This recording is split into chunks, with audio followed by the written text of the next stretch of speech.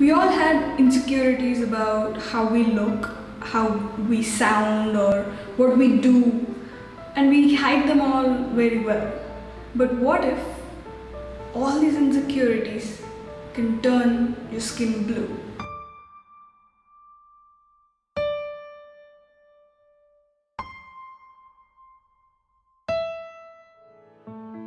We've had so many movies about artists having insecurities and unable to paint or unable to write or something like that. But what's different? While telling Will's story, I thought maybe giving myself creative challenges would really help in giving a new perspective to the story.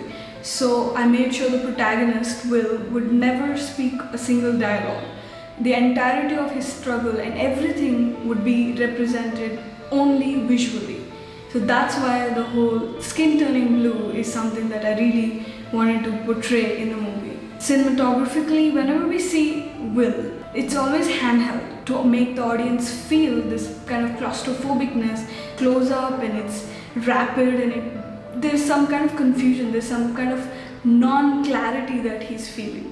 The script I wrote around about 3 months, I think. Every draft of it we were discussing in the class, understanding what can be changed, taking feedback from my classmates and teachers. So it really helps to take this critique and put it into the script and make many drafts. It makes you question each and every single decision that you're making. All the stories have been told at one point or the other. It's how you tell a story that matters. So Blue Will for me is that showing these insecurities in a very unique way is what was the driving force for me while I was writing this movie. Will Goodman.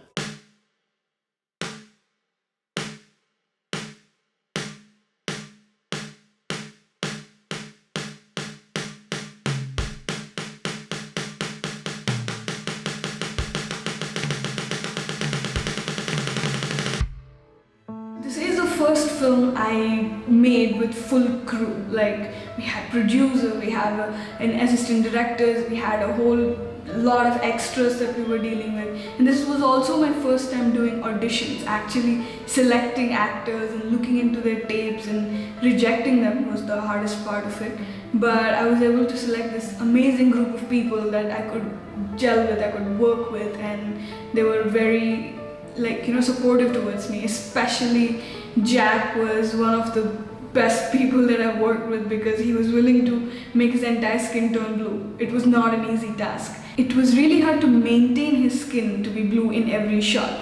There would be sweat marks all the time, and we had to take this makeup brush and keep spraying blue color all over his body. It was actually a really fun process. The crew was my classmates, who have been amazing and helpful about every crazy idea that I've had. So I had a really good time just practicing and doing these shows. We are nowhere professionals at that point, but we were able to try and better ourselves in each and every time we were take after take after take. This was one of the most prop heavy movies that at least I made. We had so many paintings, so I actually borrowed actual paintings from my roommates, and we made an original oil painting of the actress to put it at the end of the film. This was the first film that I saw on a big screen with a theater full of people, because my college does that at the end of the year. And it was one of the best feelings I've had. This is the first time a picture that I made was on the big screen, watched by many people.